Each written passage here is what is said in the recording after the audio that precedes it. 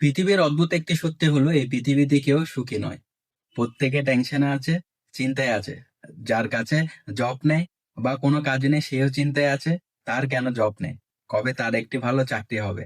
আর যার কাছে কাজ আছে বা কোনো জব করছে সে চিন্তা করছে এত কাজ, এই কাজ শেষ হবে কিভাবে। যে ঘরে বসে আছে সে চিন্তা করছে আমি ঘরে বসে কি করছি, সারাক্ষণ চার দেওয়ালের মধ্যে। আবার যাকে অনেক বেশি ট্রাভেল করতে হয় সে চিন্তা করছে আমি ঘরে কবে ফিরে যাব। আর যার কাছে অনেক টাকা আছে সেও চিন্তায় আছে এই টাকা সে কিভাবে সেভ করবে, কোথায় ইনভেস্ট করবে, কোথায় কাজে লাগালে তার টাকাগুলো নষ্ট হবে না কিংবা তার টাকা বা সম্পদ চুরি হওয়া ভয়। এইদিকে যার কাছে টাকা নেই সেও চিন্তায় আছে, টাকা নেই কিভাবে টাকা উপার্জন করবে। যারা সিঙ্গেল তাদেরও টেনশন আছে, আবার যারা ম্যারিড তারও টেনশন আছে। এই পৃথিবীতে প্রত্যেকটা মানুষ সমস্যায় আছে এবং সবাই চিন্তা করে কোনো না কোনো দিন আমার এই সমস্যাটি সমাধান হলে মনে হয় আমি সবচেয়ে বেশি সুখী হব। এটা একটা ভুল ধারণা। মূলত আমাদের জীবনের সমস্যা কোনোদিনই শেষ হবে না। তাহলে আমরা কি করতে পারি?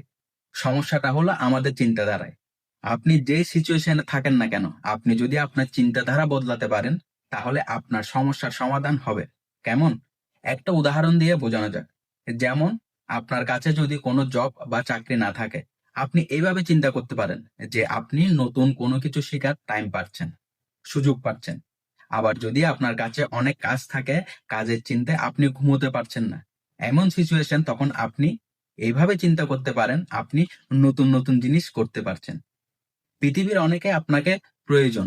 আপনি যে চাকরিটা করছেন বা অনেক কাজ করছেন সেই কাজগুলো কারো না কারো স্বপ্ন।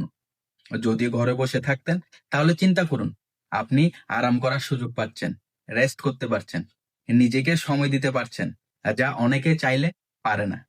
আর যদি অনেক বেশি ট্রাভেল করতে হয় তাহলে এইভাবে চিন্তা করতে পারেন, সৃষ্টিকর্তা আপনাকে নতুন নতুন অভিজ্ঞতার সম্মুখীন করছে, পৃথিবীটাকে আপনি ঘুরে দেখতে পারছেন। আসলে ওই যে বললাম, আমাদের সমস্যা কোনোদিনই শেষ হবে না।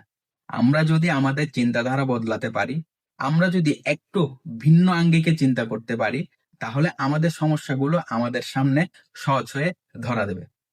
তো বন্ধুরা, এই ভিডিওটা তোমাদের কেমন লাগলো? যদি ভালো লেগে থাকে একটা লাইক আর একটা কমেন্ট করে দিও, আর চ্যানেলে নতুন হলে চ্যানেলটিকে একটি সাবস্ক্রাইব করে দিও।